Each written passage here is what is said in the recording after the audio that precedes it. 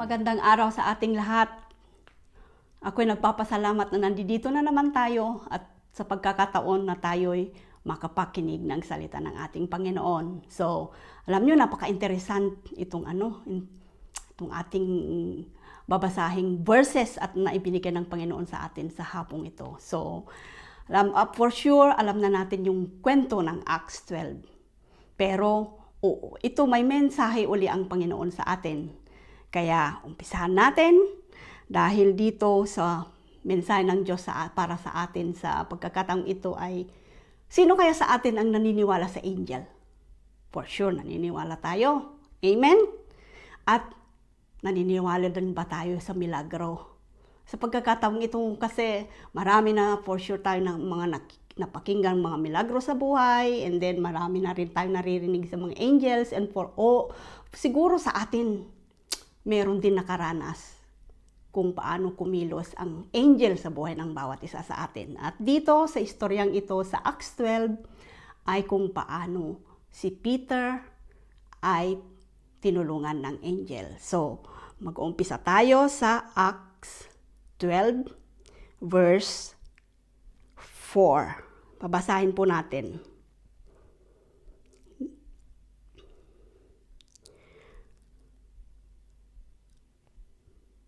Pagkahuli kay Peter, kinulong siya at pinabantayan sa 4 na grupo ng tig-4 na sundalo. Plano ni Herod na litisin siya in public para pagkatapos ng Passover.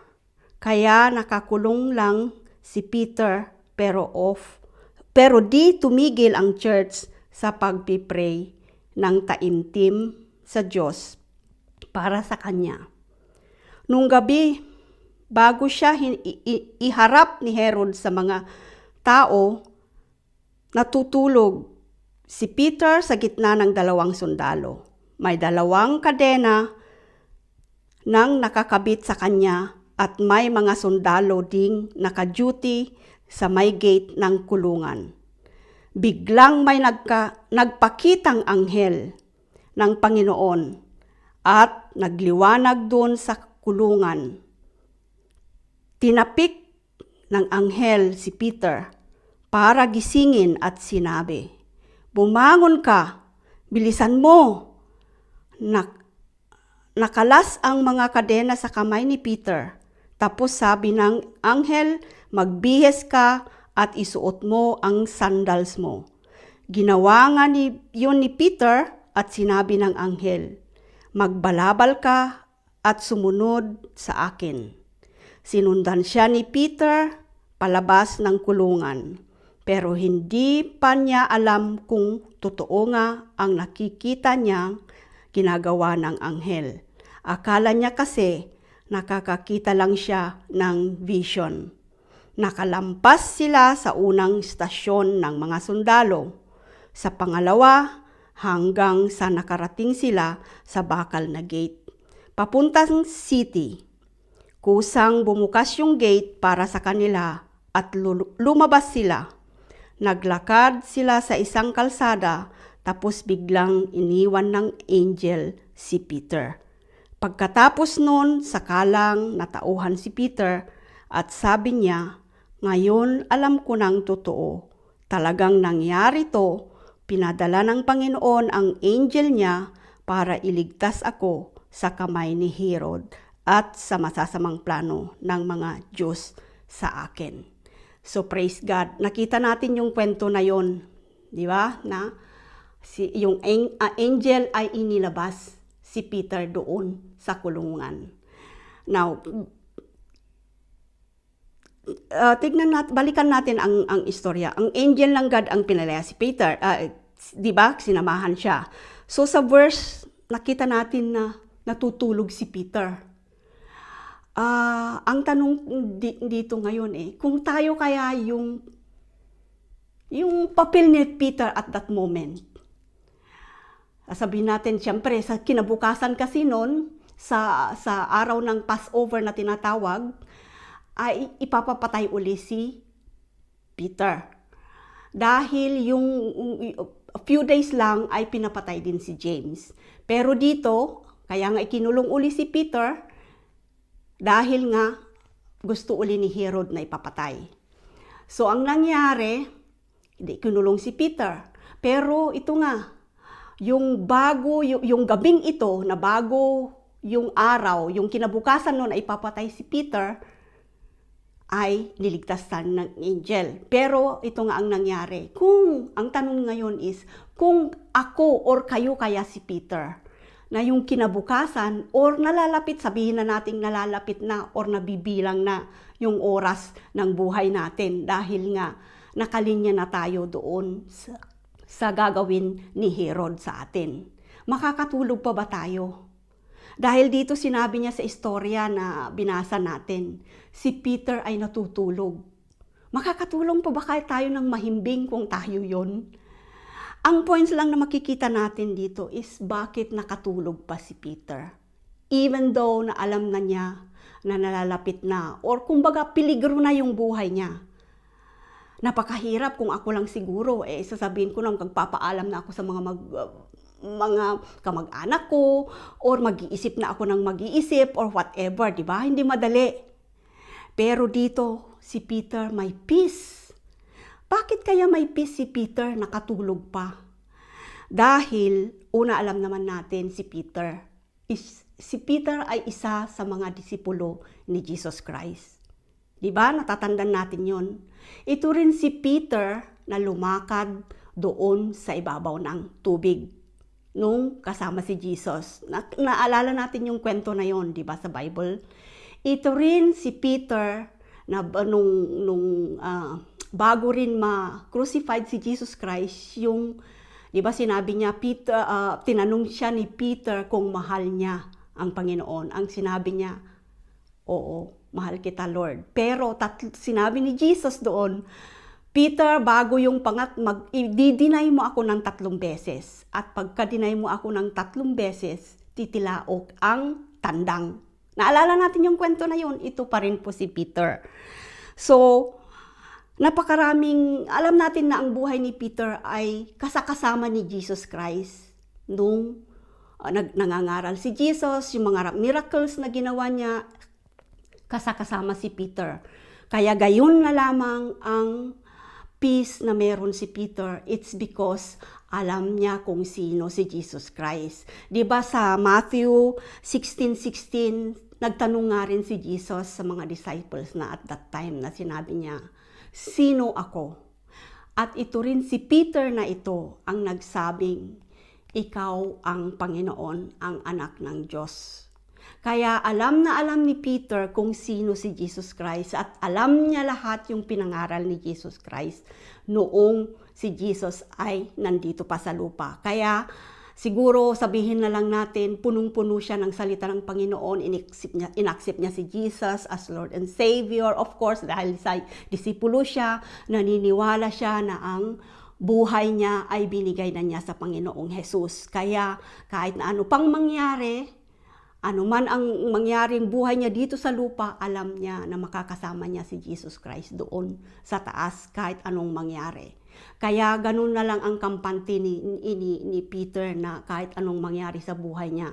Kahit na may banta na sa buhay niya, but still nakatulog pa rin siya. So kahit sabihin siguro natin, pag dumating din sa buhay natin na yung dumadanas tayo ng mga trials, mga problema, mga sakit, kahit na ano pang mga trials sa buhay natin. Siguro, sasabihin din natin, hindi naman ako disipulo ni Jesus Pero remember yung sabi ng Panginoong Jesus. He is the same yesterday, today, tomorrow, and forever. So, ibig sabihin, hindi lang noong si Peter ay disipulo ni Jesus at si Jesus ay nandito sa lupa, yung pangako na yan na hindi niya tayo iiwan ni pababayaan ay pangako rin niya sa atin. Hindi lang pinangako ni Jesus Christ sa mga disipulo niya noon, kundi lahat din tayo ay pinangakuan ng Panginoon. So, ano man ang mangyari din sa atin, as long as we have Jesus, alam natin, kampante tayo. Di ba? So, alam natin, bawat isa sa atin, of course, nakakaranas ng mga trials, may mga problema, unso, everything kasama sa buhay natin. Pero, pasalamat tayo dahil meron tayong Jesus na napakaraming iniwang pangako at ang mga pangako niyang yan ay never napako. Dahil ang pangako niyang yan lahat sa lahat ay ginagawa niya at tinutupad niya para sa atin. So, ganun na lang ang kampante. Sana, yung message, yung nakita nating ugali ni Peter na yun, sa pagkakataon na yun ay nawa sa atin din ay magawa natin. Alam natin, hindi natin magagawa without the help of the Lord, pero kaya natin. It's because Jesus is in us. Jesus is with us, and Jesus is for us. Amen? So makita natin, now, balikan natin uli yung mga milagro na yun na binasa natin kanina, di ba? Ano uli yung mga milagro na yun na ginawa ng angel? Una, yung kadena, di ba? Sabi niya, nakakadena si Peter. Yung kadena na yun, nandito sa left side at saka right side niya, yung kadena yon nakadugtong doon sa isang sundalo. Ganun din sa kaliwa niya. So, hindi lang ikinadena, kundi idinugtong doon, ikinadena doon sa dalawang sundalo sa left and right niya. So, pero, di ba sinabi niya doon sa nabasa natin na kwento, anong nangyari sa kadena? Na tanggal, na putol. So, kung tayo kaya, siyempre pagbakal yun, di ba? Yung kadena na yan, hindi basta-basta mapuputol, kahit na siguro gaanong hila. Pero praise God, dahil sa tulong ni angel, ay milagrong ginawa ay naputol nga ang kadena. Ganun din, yung sinabi niya na may 4 na squad ng sundalo. Ang isang squad ng sundalo ay 4. So, ibig sabihin, kung 4 squad, magiging 16. Si 16 na yung nakapalibot pa kay Peter. Pero yung pagkakataon na yun, hindi, nung lumabas sila, walang nakakita sa kanila. So, yung milagro na yun na ginawa ng Panginoon sa atin, talagang sinaraduhan niya yung mga mata siguro ng sundalo or whatever, anuman yung ginawa, hindi kasi nakalagay doon sa Bible. So, isang milagro na rin uli yun. And then, yung sumunod ay 2 istasyon, di ba? Yung sa kulungan, merong mga maliliit pang mga pintuan bago makalabas. Pero, doon nakalabas din sila sa pintuan na yun na 2. So, imagine na lang natin, siguro nagpastro na lang sila, hindi na nagbukas yung pintuan, kundi nag-ano na lang, anong tawag nito? Yung nag-ano na lang siya, basta dumaan na lang na gano'n, na parang angel na rin siguro si dito, si Peter, di ba? So, ang pang-4 na natin is yung main gate. Di ba sabi niya yung main gate na bakal ay bumukas na mag-isa. Sabi ko nga Lord, uso na rin pala noon yung automatic door. Di ba? More than 2,000 years ago, may automatic door na. Ang kaso nga lang, syempre, yung mechanism nun, ang angel ang nagbukas. Ang mga automatic doors ngayon, may mga electric na, at saka kung ano-ano na ang nakalagay doon na nakaprogram or whatever, di ba? So, God is good kasi nakikita natin na kahit nung panahon na ng Panginoon, may automatic door na pala. So, isang milagro yon na walang kuryente or whatever, pero bumukas para kay Peter at saka sa angel. Amen?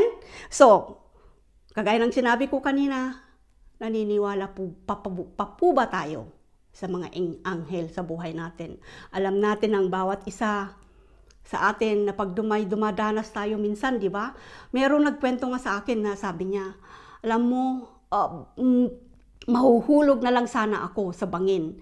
Pero merong humawak sa akin, kaya hindi ako nahulog. At yun ay alam kong angel ko. Minsan sa buhay natin, ganun din. Na minsan nasa bangin na pala tayo o nasa yung dulong-dulo na tayo o sa problemang na hindi na natin alam ang gagawin. Ang ginagawa ng Panginoon natin sa atin ay pinapadala na ang angel niya sa atin. Di ba? So, God is good. Sa verse, so sinabi nga rin ni Peter doon sa niya na akala niya lang vision. Di ba? Vision lang daw yun, pero nung nakalabas na siya sa gate, doon niya nakita na totoo pala yung angel. So, dito naman, tutuloy natin yung istorya. Dito sa Acts 12 to 17. So, nung naintindihan na ni Peter ang nangyari, pumunta siya sa bahay ni Mary na nanay ni John Mark. Maraming mga tao ang nagsama-sama doon at nagpipray. Kumatok si Peter sa pinto at lumapit ang katulong na si Rhoda para tingnan kung sino yung nakilala niya ang boses ni Peter. At sa sobrang tuwa niya, tumakbo siya pabalik para i-announce na nandun si Peter sa labas. Pero hindi pa niya nabubuksan ang pinto. Nababaliw ka na, sabi nila. Pero pinilit niyang totoo talaga ang natutoo yun. Kaya sabi nila, anghel ni Peter yon. Tuloy lang sa pagkatok si Peter, nung buksan na nila ang pinto, nakita nga nila si Peter at di sila makapaniwala. Suminyas siya para tumahimik sila at inexplain niya sa kanila kung paano siya nilabas ng Panginoon sa kulungan. Hallelujah! So, after that, nung nakalabas na si Peter, nakita natin dito na pumunta siya sa bahay ni Mary. So, yung time na yun, mayroon silang prayer meeting. Overnight prayer meeting, di ba? Ginagawa rin natin madalas yun, di ba? Na pag may mga gusto tayong, there are times na mayroon tayong mga prayer meetings, overnight prayer, mga ganon. It's because may mga prayer request tayo. Napakahalaga yung mga prayer meetings natin sa pagkakataon ng hindi lang dahilan sa trials, kahit prayer meetings, Thanksgiving, ganyan or whatever. Ang prayer naman hindi lang dahil may hinihingi tayo, di ba? So dito nakita natin na uso na rin pala noon yung parang house church na tinatawag natin. Dahil sa bahay ni Mary, doon sila nagtipon-tipon. So makikita natin ngayon kung bakit tayo minsan, kagaya dito, kay Frida, kay Sister Susan, or sa amin, or kung saan-saan tayo nagpi-prayer meeting. It's because nga, ito rin ay ginagawa na noong panahon pa ni Jesus Christ. So, hindi tayo magtataka kung bakit hindi lang yung church ang tayo pumupunta, kundi may mga prayer meetings din tayo. So, para at least lang maintindihan natin. So, yung sa bahay ni Mary sila nagkita-kita. Kaya nga kadalasan sabi nga natin, bakit kaya sa bahay lang? Pero just remember na ang church, dito, ang church kasi ay hindi yung gusali. Kundi ang church na sinasabi dito sa atin is kung sino yung nagtitipon-tipon sa pangalan ng Panginoon. Ito yung sinabi niya dito, all those who have been called by God and joined together in His family, the body of Christ. So ganun daw pala, ganun ang sinasabi niyang ibig sabihin ng church. Hindi yung gusali, kundi tayo na nagsama-sama sa body of Christ. So ngayon, titingnan na natin ano ang body of Christ. Now, example kaya natin ang katawan. Diba sinabi rin niya sa Biblia na si Jesus ang head, ang ulo ng church. Diba? Now, ang katawan ay magiging tayo na mga anak niya, na followers niya. Kaya, ang mangyayari dito, sinabi rin niya sa 1 Corinthians 12:14, kasi hindi iisang parte lang ang bumubuo sa katawan. Maraming parte yun. Totoo rin, ang katawan natin may kamay, may paa, may tenga, may skin, may heart, di ba napakaraming parte ng katawan natin. So kagaya niyan, katawan niyan, lahat tayo ay magiging parte ng katawan ni Kristo para mabuo. Yung isa magiging paa, yung isa magiging kamay. Kaya ang hindi natin pwedeng sabihin na ayaw ko nang maging paa. Pero kung ang tawag sa atin ng Panginoon is paa ka, Hindi pwede na yung isang paa ay wala. Dahil ang katawan ng Panginoong Hesus ay magiging pilay. Ganon din ang iba, kung hindi gagalaw na ang parte ng katawan natin, anong mangyayari sa katawan ni Kristo? Magiging paralyzed. So kung paralyzed ang katawan ni Kristo, for sure, hindi papayag ang ating Panginoon. Lahat tayo ay may kanya-kanyang parte sa katawan ng Panginoon. Sinabi niya ito lahat biblically. Meron ngang nagsabi, kukulang naman ako Kahit nakukul ka lang, ang Panginoon ay alam niya na iniligay ka as kahit kukulang. Hindi, wag nating sabihin ka, ako'y kukulang, dahil mayroon tayong panggagamitan ng Panginoon sa atin. And remember, kung ikaw kaya may makating part ng katawan natin, di ba napakasarap kung kuko ang kakamot? Amen? Kaya wag nating sasabihin, ay, kayo na lang ang maging parte ng katawan ni Jesus and so on, everything. Hindi. Lahat tayo na tinawag ng Panginoon, lahat tayo na naniniwala kay Kristo, lahat tayo na followers ni Jesus, may parte sa katawan niya. Amen? Walang papalag dito. Lahat tayo. Kasi, kagaya nga, mayroon ng isang kasabihan na, ang sakit ng kalingkingan ay dama ng buong katawan. Amen. Lahat tayo magkakapatiran. Kung ang isa sa atin ay may sakit, anong ginagawa ang nararamdaman ng buong pamilya natin, ng buong church? Kaya ang ginagawa natin ay pinagpipray natin. It's because we are a part of the body. Hindi pwedeng dahil, di ba, madalas yung kalingkingan natin, nasasagka kung saan-saan, kung yung sa paan ng upuan, paan ng lamesa, di ba?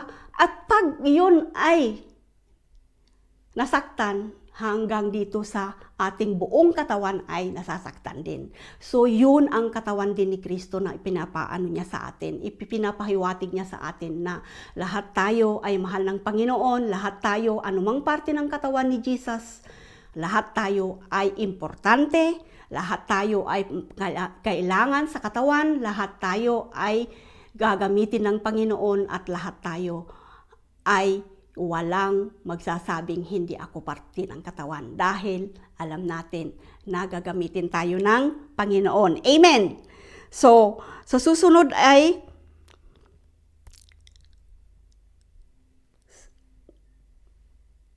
yung sa church naman. Minsan nga sa church, babalik natin yung church. Di ba meron tayong online church, meron tayong physical church or face-to-face na church, meron tayong mga Bible studies, may tayong mga connect group.